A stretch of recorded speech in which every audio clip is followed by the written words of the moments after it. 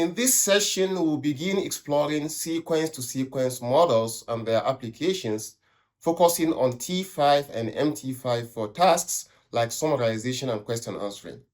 In our previous discussions, we covered transformers and their self-attention mechanisms, laying the groundwork for understanding more complex architectures. Today, we'll expand on that by introducing encoder-decoder models, a key category of transformers for transforming input sequence into output sequences. We'll take a closer look at T5, text-to-text transfer transformer, a versatile model that treats every NLP task as a text-to-text problem. We'll also introduce MT5, a multilingual variant designed to support low-resource languages, and briefly highlight BART, B-A-R-T, another powerful sequence-to-sequence model.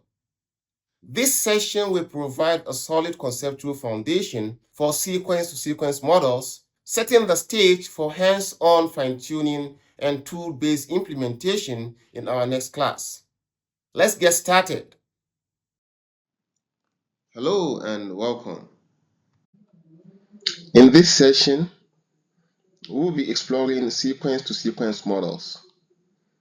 In particular, we'll be looking at an encoder-decoder model called text-to-text transfer transformer. This is what we'll cover in this video. We'll look at how we'll also learn how MT5 extends T5 for multilingual applications supporting low-resource languages. By the end of this session, you will be able to explain the concept of sequence-to-sequence models and their role in NLP. You would also be able to understand the architecture and unique approach of text-to-text transfer transformer. You should also be able to explain how MT5 extends the T5 framework to handle multilingual tasks, including support for low-resource languages. To start with, sequence-to-sequence models are models that are designed to transform one sequence of text into another sequence of text. Example of NLP tasks that use sequence-to-sequence models include text summarization, where we convert a long article into a concise summary, question generation, where we create questions from a given passage, and machine translation, where we translate text from one language to another. The core component of any sequence-to-sequence model include an encoder and a decoder component. The encoder converts the input sequence into a fixed length context vector, while the decoder generates the output sequence based on the context vector. Early sequence-to-sequence models usually relied on recurrent neural networks, but transformer-based sequence models are now the standard due to their efficiency and performance. This is because the recurrent neural network-based sequence-to-sequence models face several challenges, some of which include the vanishing gradient problem. The vanishing gradient problem makes learning long-term dependencies difficult. Another limitation is the fixed length context vector. The encoder summarizes the entire input into a single vector, and this limits the performance of long sequences. Another limitation is the sequential processing feature. This leads to slower training and inference due to the word-by-word computation. Now, what's the solution? The transformer-based sequence-to-sequence models overcome these limitations through self-attention mechanism, multi-head attention, and parallelization. The self-attention mechanism captures the relationship between all words in a sequence simultaneously. The multi-head attention allows the model to focus on different parts of the input simultaneously. The parallelization capability also significantly speeds up training. Let's now talk about the three types of self-attention mechanisms used in transformer models. We have the encoder self-attention, the masked decoder self-attention and the encoder-decoder self-attention. In the encoder self-attention, this mechanism is very central to the encoder's operation. Each token in the input sequence can attend to every other token within the same input. This allows the encoder to capture relationships and dependencies between words regardless of their position in the sentence. The decoder, on the other hand, uses masked self-attention. Here, each token in the sequence can only attend to the tokens that came before it and itself. This is crucial for tasks like text generation, where predicting the next word should only rely on the words generated so far, not the future words. In the encoder-decoder attention, this type of attention connects the encoder and the decoder. While generating an output token, the decoder looks at the entire encoded representation of the input sequence. This helps the model to focus on the most relevant parts of the input. Each of these attention mechanisms play a unique role, enabling transformers to perform complex NLP tasks efficiently. Together, they provide the model with the ability to process and generate high-quality text. Now, transformers have become the default architecture for most NLP processing tasks today. Let's break this down by looking at the three different transformer models. We start with the encoder models. Encoders are designed to process and understand input text.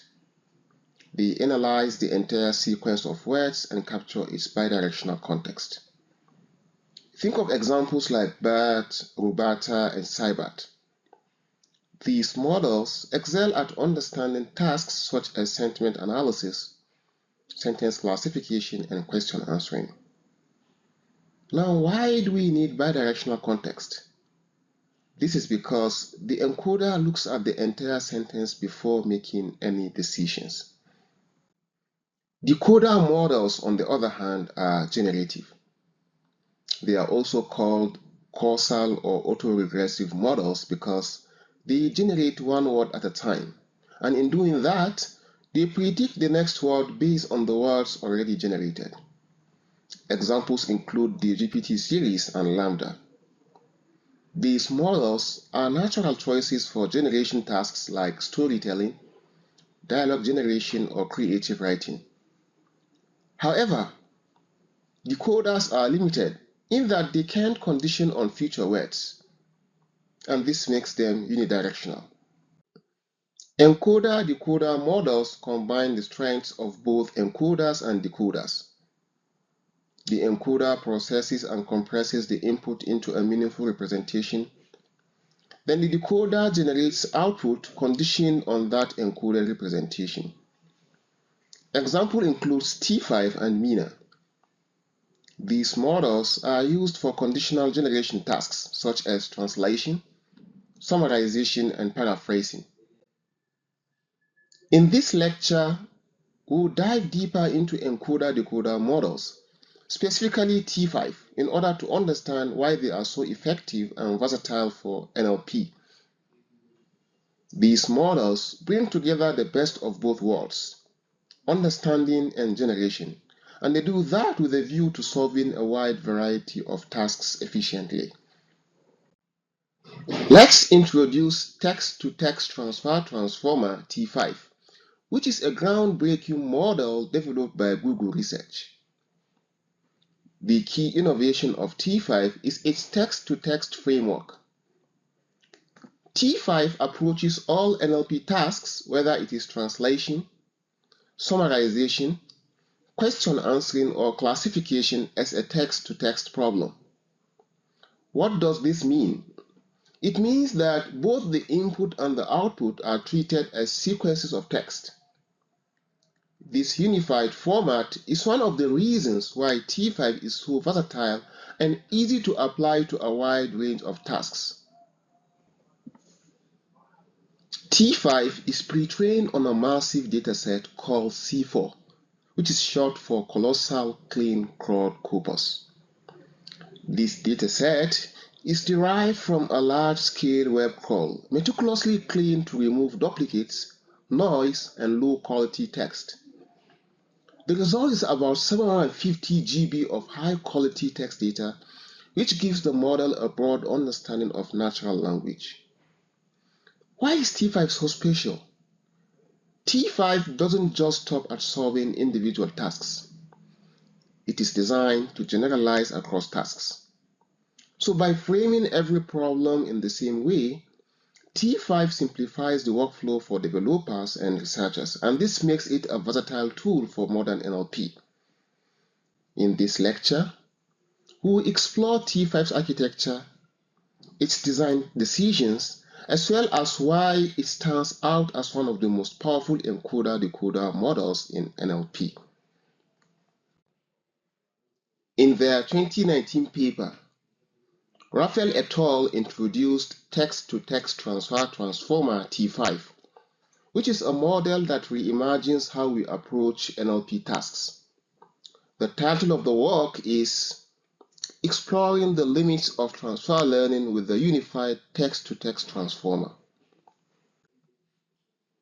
The key contributions of this particular seminal work is that the T5 is a text-to-text framework. So they framed a wide range of NLP tasks like translation, summarization, and classification as a text-in, text-out problem.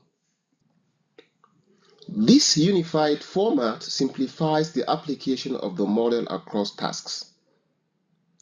Secondly, T5 leverages the encoder-decoder structure to effectively process inputs and generate outputs. Also, the paper provides an extensive analysis of model design decisions, including architecture, pre-training objectives, data quality, and scale in order to maximize performance. This work set a new standard for NLP models, showcasing the power of a unified approach to a diverse language tasks. A major claim of T5 is that all text processing tasks can be converted into a text-to-text format. This unified approach simplifies task design and allows the same model to be applied across a wide variety of NLP challenges. Examples of text-to-text tasks include translation, linguistic acceptability, semantic textual similarity, summarization, and many more. T5 also handles tasks like textual entailment, paraphrase recognition, and reading comprehension using its text-to-text framework. In textual entailment, we determine if one statement logically follows another.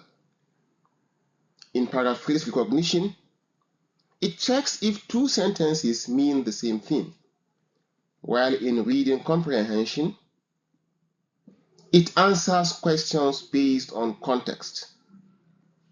T5 simplifies all these tasks into a consistent input-output format, making it incredibly versatile. For every task, T5 uses a simple template to convert inputs and outputs into plain text. We will explore the design choices behind T5 and how they contribute to its success across a wide range of NLP tasks. To understand T5's success, we need to consider the numerous model design choices that directly affect its performance. Let's break down the key questions that shape its architecture and training. The first question is, what's the model architecture? What's the right pre-training objective? Which data should we use for pre-training? How much pre-training? Fine-tune on one task? Fine-tune on multiple tasks? Some combination? How big should the model be? So basically, can we understand the impact of each choice? That's because a key challenge in designing T5 is isolating and understanding the impact of each decision. For example, we could test different model architectures or pre-training objectives while keeping the others fixed, and this helps identify the most effective design choices. These questions all contribute to the model's success, and by adjusting them systematically, we can further improve T5's performance. Now that we have a set of important questions and design choices, let's talk about how we can evaluate the performance of different configurations systematically. First, we need to decide on a default model.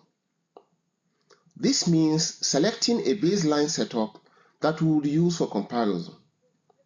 For T5, this baseline typically involves an encoder-decoder architecture, which, as we know, is very crucial for handling a wide variety of NLP tasks. Next, we focus on pre-training objective. T5 uses a denoising autoencoding objective, which is very essential for its pre-training phase. This is one of the model's most significant choices that we would fix in our experiments. Once the default model is decided, we can start testing different design axes, like varying the size of the model or testing different pre-training datasets, while at the same time fixing the other parameters. Therefore, if we isolate and evaluate one design choice at a time, we can understand how each factor influences performance. The figure in the slide here shows the typical process of pre-train, fine-tune, and evaluate. The model is first pre-trained on a massive dataset, then fine-tuned on a specific task, and then finally evaluated on a validation set.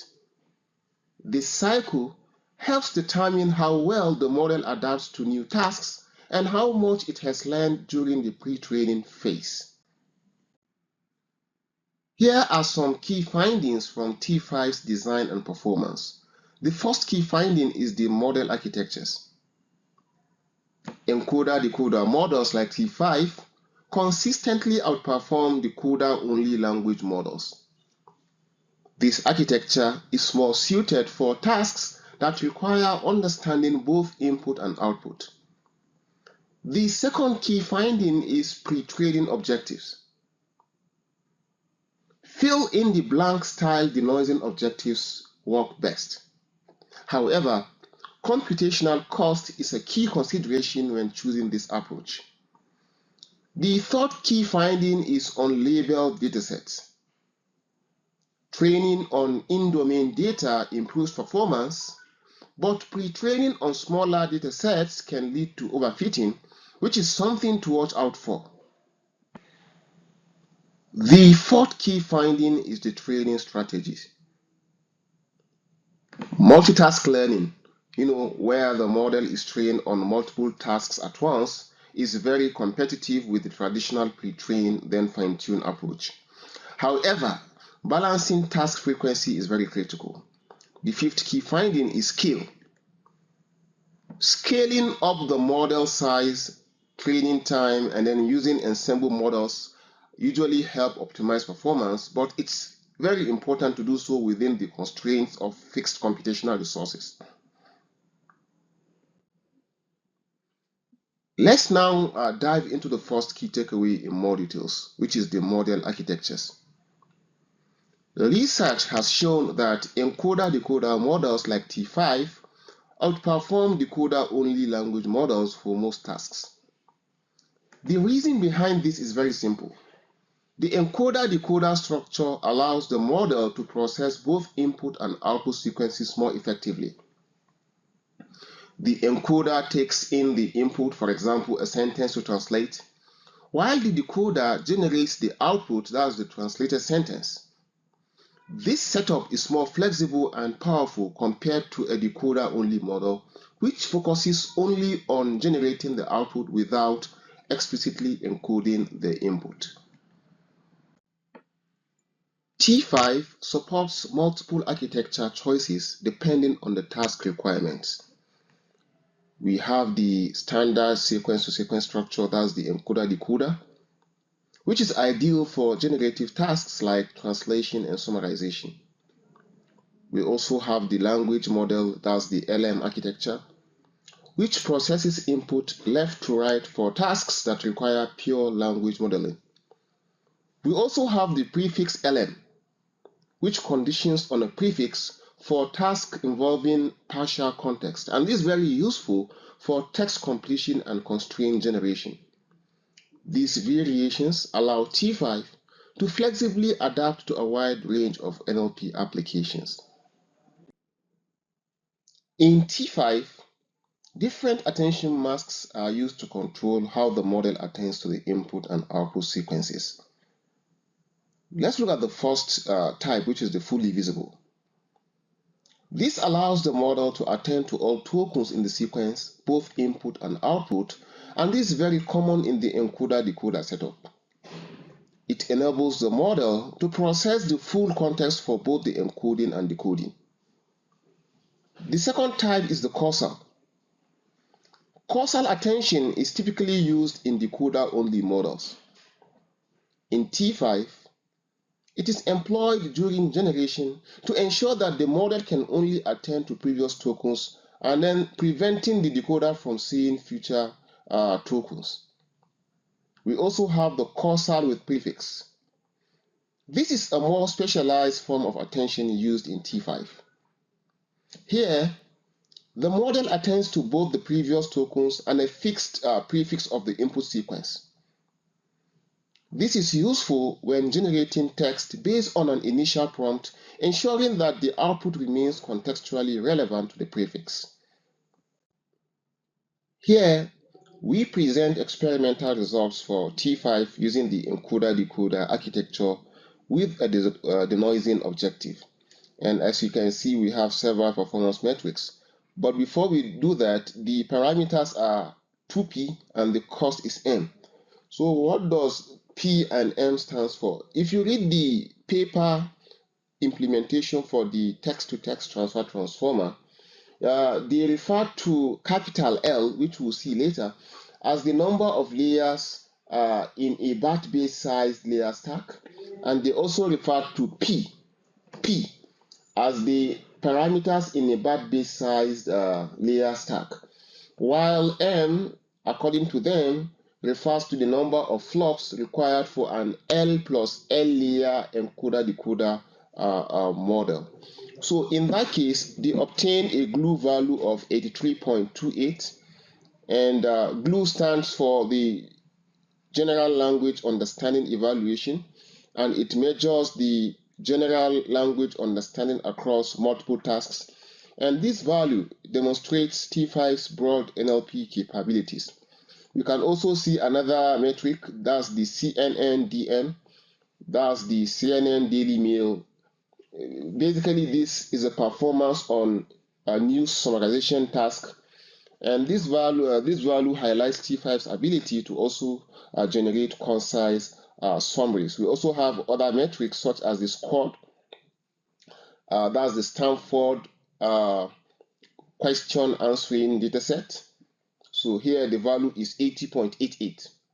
So this strong result shows T5's effectiveness in understanding and answering questions based on context. We also have other metrics such as the super glue, which we have the value to be 71.36, that's the S glue. So this value of 71.36 reflects performance on more challenging tasks, and it shows T5's adaptability to complex language understanding. Okay, and basically for English to German, we have 26.98. For English to French, we have 39.82. For English to Roman, we have 27.65.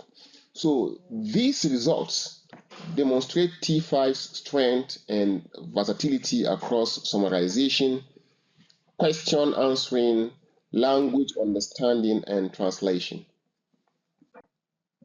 So this example highlights the importance of denoising objective in T5.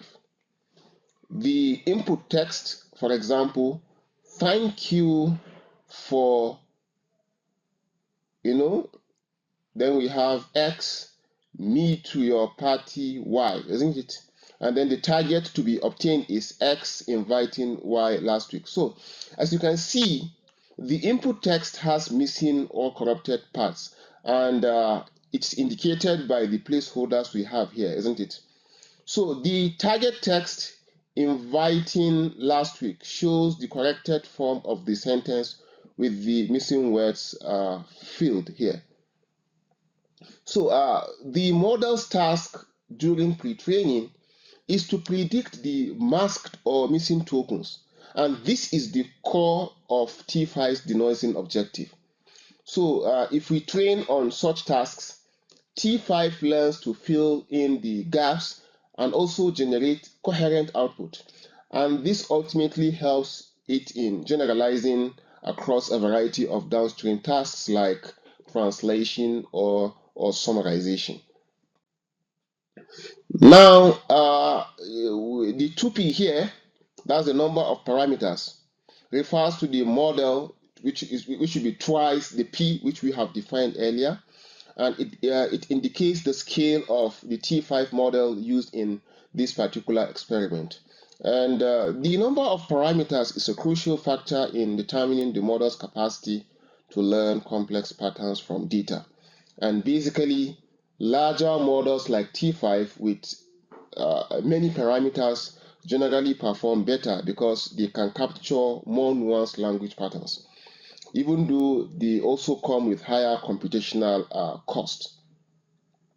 So in the case of T5, the 2P model number of parameters, strikes a balance between performance and efficiency, and it allows the model to achieve strong results without the extreme resource demands of even larger models. So here, M refers to the number of flops, okay, which is a metric used to measure the computational cost of running a model, and it tells us how many mathematical operations are performed during the model's execution. And in the context of T5, the number of flops gives an indication of how resource intensive the model is. And this can ultimately impact both the training time and the inference speed. More flops generally mean more computation is needed, which directly relates to the hardware requirement for training and deploying that particular model. Here, we see results for another variant of the encoder-decoder architecture, specifically the encoder-decoder shared setup. This means that the encoder and the decoder share the same parameters rather than having separate sets for each. Sharing parameters can help reduce the overall model size and can also make it more efficient in terms of memory and computational resources. The results on the slide here show that this variant performs across the same task we looked at earlier, and it allows us to compare the performance of the shared architecture with the standard encoder-decoder approach. And this type of experiment helps us understand the trade-off between the model efficiency and the performance. As you can see, the parameters are simply P and the cost is simply M. And as you can now compare the various values across the GLUE, the CNN Daily Mail, SCORED, SGLUE, etc. Next, we look at the encoder-decoder 6 layers architecture. In this variant, the encoder-decoder structure is modified by setting the number of layers to 6. The number of layers in the encoder and decoder plays a very critical role in the model's capacity to capture complex patterns in the data. So basically, fewer layers can lead to a more efficient model, but it may not capture as much depth in the input-output relationship. On the other hand, more layers usually improve performance but require more computational resources. This experiment helps us assess how performance scales when we reduce the number of basically the model's depth to just 6 layers while still maintaining the encoder-decoder framework. For example, you can see the various values across the number of parameters. The number of parameters is same for the encoder-decoder shared. Okay, the cost is half for compared to that of the encoder-decoder and the encoder-decoder shared. And then you can see the several performance metrics for both the Glue, CNN Daily Mail, Squad, S-Glue, and then we can now compare and see how they perform. Most importantly, with the encoder-decoder 6 layers shared variant, not the shared, the encoder-decoder 6 layers variant, we see that the cost is m/2, meaning that the computational cost is halved compared to the original models we've seen earlier. That's the encoder-decoder and the encoder-decoder shared. Now, in the next row of results, that's the language model. We are looking at the performance for the language model architecture. This variant uses a decoder-only setup, which is quite different from the encoder-decoder architecture we saw earlier. In this case, the model is focused on predicting the next token based on the previous tokens in the sequence, rather than processing an entire input sequence pairs. So this architecture is typically used for tasks like text generation, where the model needs to generate output from a prompt. And the results, as you can see, show how this architecture performs on the same tasks, and we can be able to easily compare its effectiveness with the encoder-decoder models, and then also understand how the choice of the architecture impacts performance. As you can see, for the Squad, for the CNN Daily Mail is a bit less than those of the encoder-decoder we've seen above. Okay, and then for the Squad also is still less. Okay, for the S-Glue is still less. For the English German is less. English French is less, and the English Roman is also less. And as we can see here, the parameters are simply P.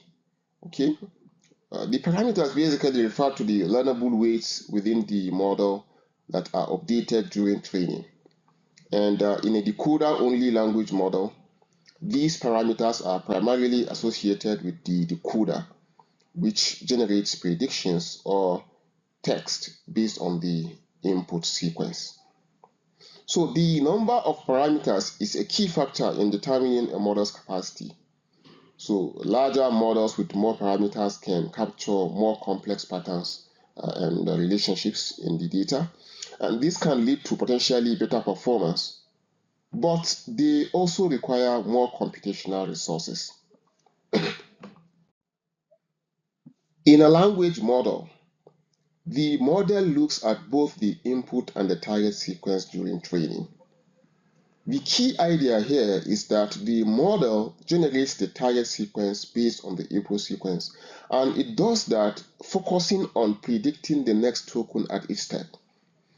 On the other hand, in an encoder-decoder architecture, the encoder only processes the input sequence while the decoder generates the output sequence. The encoder's role is to understand the input, and then the decoder creates the corresponding output sequence. In terms of computational cost, the cost for each model is M, which reflects the number of floating point operations required to process the sequence during training and inference. While the decoder-only model in a language model may have fewer components, the shared computational cost highlights the balance in complexity for both architectures. Now, we move on to the results for the prefix LM architecture. This is a variation where the model generates the output based on an initial prefix from the input sequence. In this setup, the model uses both the encoder and decoder components, but the focus is on generating output conditioned on the prefix of the input. This approach is particularly useful for tasks that require the model to generate text or continue from a given prompt. And this is very common in tasks like text completion or specific forms of translation. The results for the prefix LM architecture, as you can see here, helps us compare its performance to the other architectures we've discussed. And you can see that it highlights a very competitive strengths and potential trade-offs in efficiency and output quality. Reducing the number of layers in both the encoder and decoder can negatively impact performance. While fewer layers may reduce computational cost, they also limit models' ability to capture complex patterns in the data, and this can lead to a drop in performance. Also, when the encoder and decoder share parameters, as seen in some variants of the T5 architecture, performance tends to be better than that of the decoder-only language model and the prefix language model architecture. The shared parameters allow for better parameter efficiency and can improve model generalization across tasks. This setup makes the model more versatile and powerful, particularly when handling input-output sequences. Now, let's look at the next key finding, which is the pre-training objectives, where it was found that fill-in-the-blank style denoising objectives are most effective, and computational cost is a crucial factor. The paper considered multiple different kinds of pre-training objectives, and the key research question was that what training objective is best for self-supervised pre-training? In this part of the study, the paper looks at different pre-training objectives used in T5. One of these objectives is prefix language modeling. Here is how it works. For example, given the example input, thank you for inviting, and then the example output will be me to your party last week. So basically, the model would be trained to predict the next token in the sequence, such as filling in missing parts or continuing the sequence from a prefix of the input. So in prefix language modeling, the model generates the continuation of a sequence based on a given prefix. This task helps the model learn to predict the next part of a sentence, and it enables it to better handle generative tasks like text completion or dialogue generation. Another pre-training objective explored in the paper is the BART style denoising. In this setup, part of the input sequence is deliberately masked or corrupted, and the model is trained to predict the missing tokens. This denoising approach is inspired by BART's pre-training, where random tokens are replaced with a special mask token, and then the model learns to fill in the gaps. Here is an example. We have thank you for inviting, and then the output is me to your party last week, and then some of the words will be masked, thank you, and then some words are masked, and then the model is allowed to fill in the gaps. Okay? So the model is trained to recover the masked tokens, and then the whole essence is to make the sentence complete. This pre-training objective helps the model develop a robust understanding of language structure, which can then be fine-tuned for downstream tasks. Another pre-training objective used in the paper is reshuffling. In this task, the input sequence is randomly shuffled, and then the model is trained to reorder the tokens to reconstruct the original sequence. For example, we can have this particular shuffle sentence, party me for your two last form, and then the goal of the shuffling is for the model to be able to reconstruct this particular sentence to the correct order. So this helps the model better understand the structure of language and how words are typically arranged to convey meanings. Another pre-training objective explored is the IID noise response. IID noise stands for independent and identically distributed noise. In this task, certain spans of the input text are replaced with noise, and then the model is trained to reconstruct the missing parts. This helps the model learn to handle more complex patterns of text corruption. This task encourages the model to understand relationships between different parts of a sentence and how to fill in gaps with contextually appropriate words. Next, we have another pre-training objective called the IID noise drop tokens. In this task, certain tokens in the input sequence are randomly dropped, and then the model is trained to recover or predict those missing tokens. Here is an example. We have the input to be "thank you, meet your party week." And then in this case, you can see that the tokens for and inviting have been dropped from the input. And then the model learns to predict and reconstruct the missing parts based on the context. This pre-training objective helps the model become more robust in understanding language structure as it learns to fill in the blanks when parts of the inputs are missing. Now, when comparing the different pre-training objectives, the paper found that overall, all the variants perform similarly in terms of model performance. However, two pre-training objectives stand out in terms of efficiency. Number one is the replace corrupted spans, and number two is the drop corrupted tokens. These objectives are particularly appealing because they result in shorter target sequences.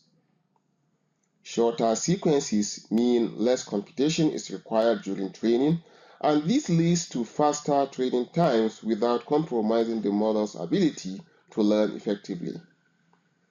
This is an important consideration in training large models like T5.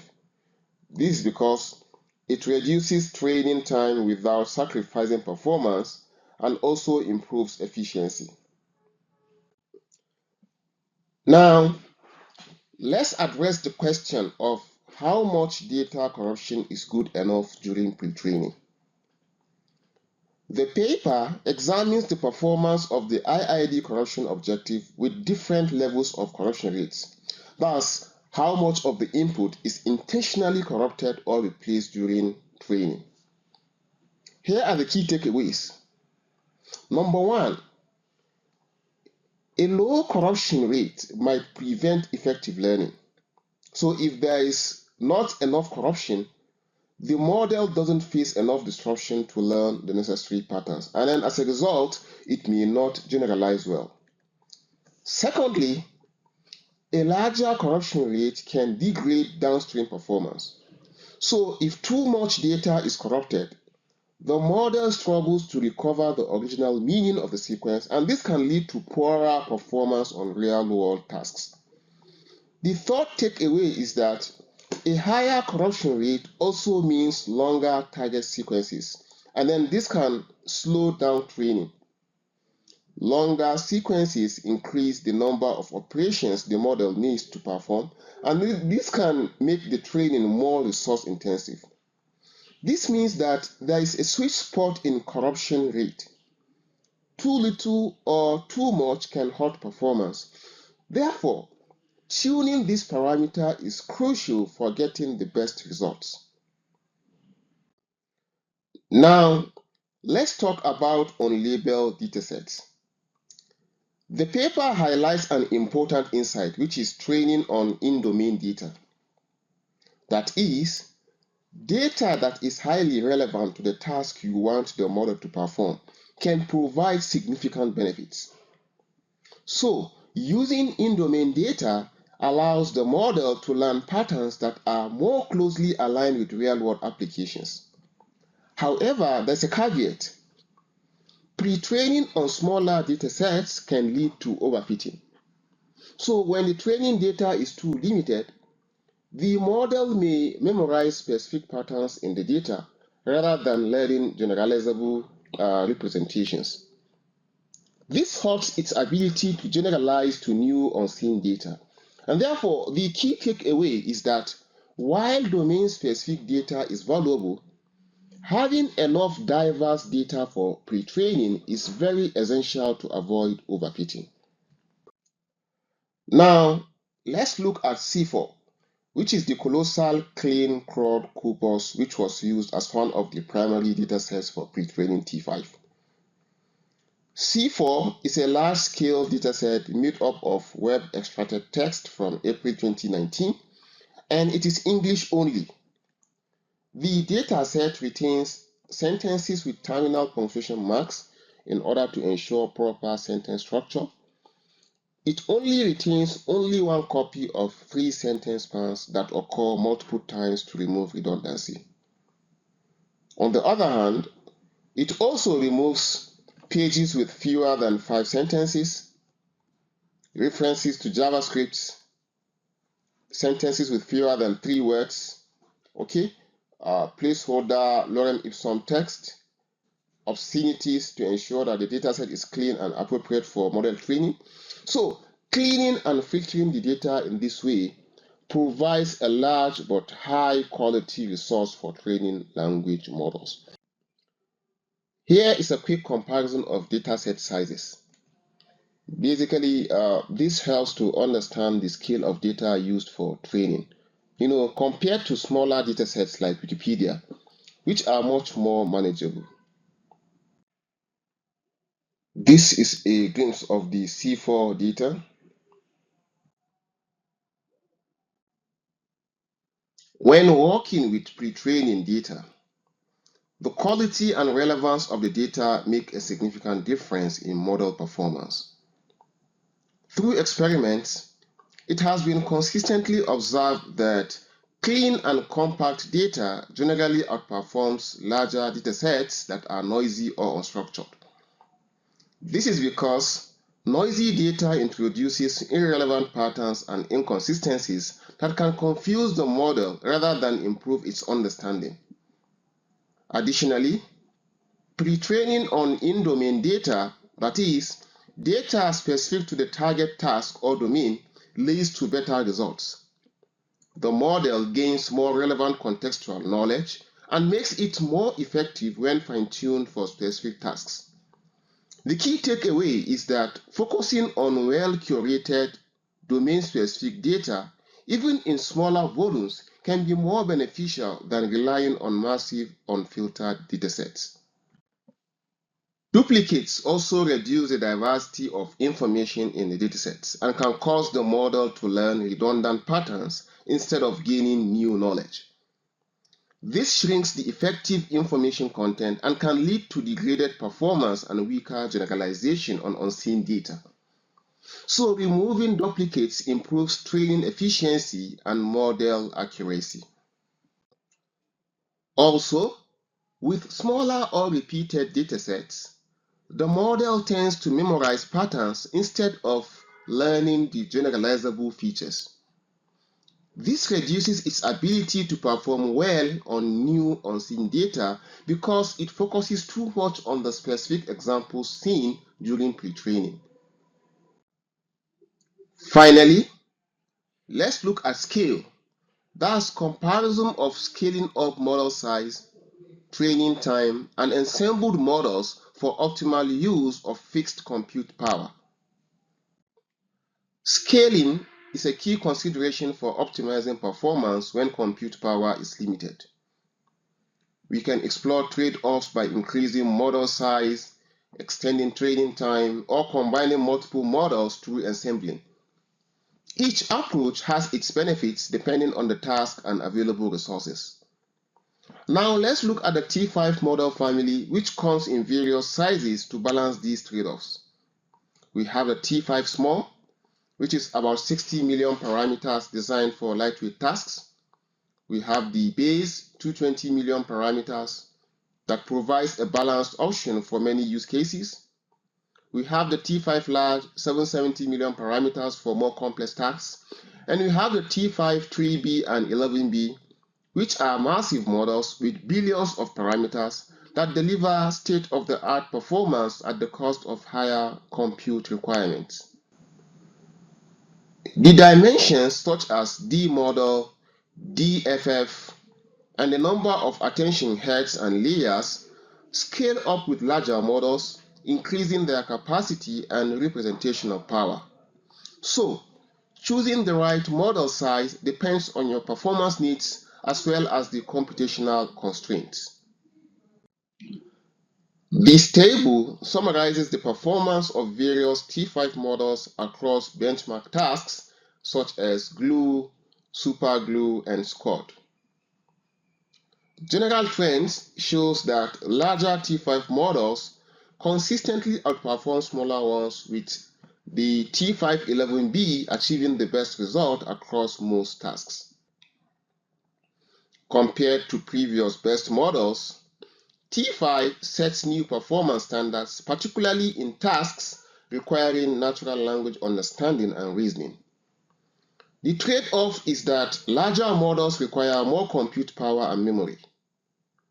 The key takeaway is that model size significantly influences performance, making it important to balance accuracy and computational resources for each use case. Now, apart from the basic T5 model, we also have variants of the T5 model. For example, the MT5, which is the massively multilingual T5. The MT5 model, introduced by Zhu et al. In 2020 in a paper titled MT5, a massively multilingual pre-trained text-to-text transformer, extends the T5 architecture to support multilingual tasks. Unlike T5, which primarily focuses on English, MT5 is pre-trained on a massive common crawl-based dataset covering 101 languages, and this makes it suitable for a broad range of multilingual applications. This adaptation preserves the text-to-text framework and enables consistent handling of input-output pairs across different languages. MT5 retains the same text-to-text framework as T5, but adds multilingual capabilities, which makes it highly versatile. It is used in various applications such as multilingual translation, cross-lingual question answering, multilingual summarization, amongst many others. Multilingual summarization involves generating summaries for text across different languages. Cross-lingual question answering involves answering questions in one language using context provided in another language, while multilingual translation involves translating between multiple languages without needing separate models.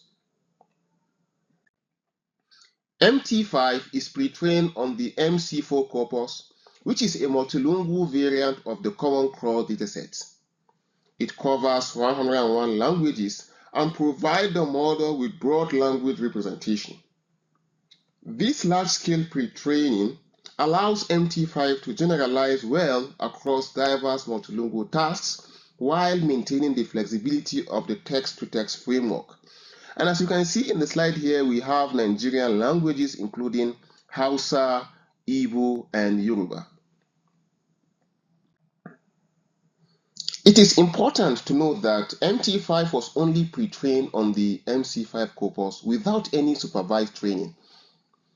This means that the model has learned general language representations, but is not directly usable for specific tasks. To apply MT5 effectively on downstream tasks, it must be fine-tuned with labeled data for the target application. For example, if you want to apply it for translation, summarization, or question answering. MT5's multilingual capabilities make it highly effective for NLP tasks in low-resource languages where labeled data is scarce. So instead of requiring separate models for each language, MT5 provides a unified solution, and this reduces complexity and resource requirements while at the same time delivering strong performance across multiple languages. To summarize, let's compare T5 and MT5. T5 was primarily trained on English text using the colossal clean crawl corpus C4, and its common applications include summarization, translation, text classification, and question generation, amongst others. These tasks demonstrate the flexibility of T5's text-to-text framework for a wide range of natural language processing problems. MT5 supports 101 languages, which makes it ideal for multilingual NLP tasks. It is pre-trained on the multilingual colossal clean crawled corpus MC4, which is a large-scale multilingual dataset. Key applications include multilingual summarization, translation, question answering, amongst others. This versatile nature of MT5 eliminates the need for multiple language-specific models and also make it a powerful tool for global NLP tasks. The key difference between T5 and MT5 lies in their language focus. T5 is optimized for English-centric tasks, which makes it a highly effective tool when working primarily with English text. On the other hand, MT5 is designed for cross-lingual and multilingual tasks and efficiently handles multiple languages and low-resource scenarios with a single model. This distinction allows users to choose the right model based on the language requirement of their NLP applications.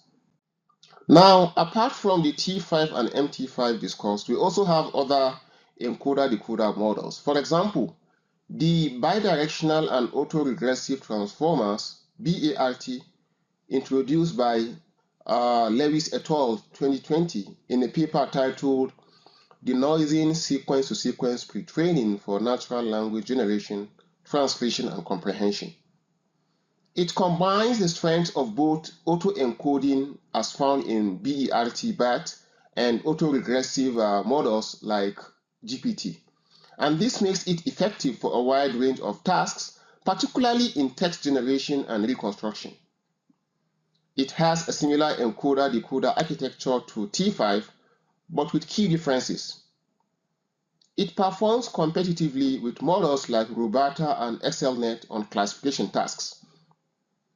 It outperforms existing methods on generative tasks such as question answering and summarization. Fine-tuning BART on a target language leads to improved machine translation results. Its training involved corrupting the input and asking the model to reconstruct the original input, and this makes it highly effective for text generation and denoising-based tasks. Well done on completing today's class.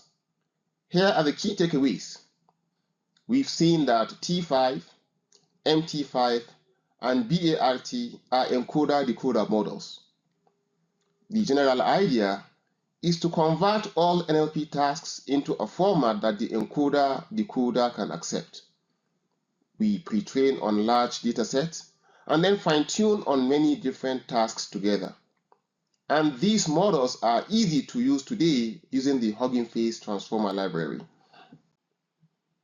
As always, I have prepared an assignment for you. Submit your answers to the Learning Portal. These are some resources for further reading. And in our next class, we shall look at hands-on implementation of encoder-decoder models, particularly T5 and MT5 using the Hugging Face Transformer library. Thank you very much for your attention. See you in the next class. Well done on completing today's session. Let's quickly recap the key points we've covered. We explored sequence-to-sequence models and their pivotal role in transforming input text sequences into output sequences.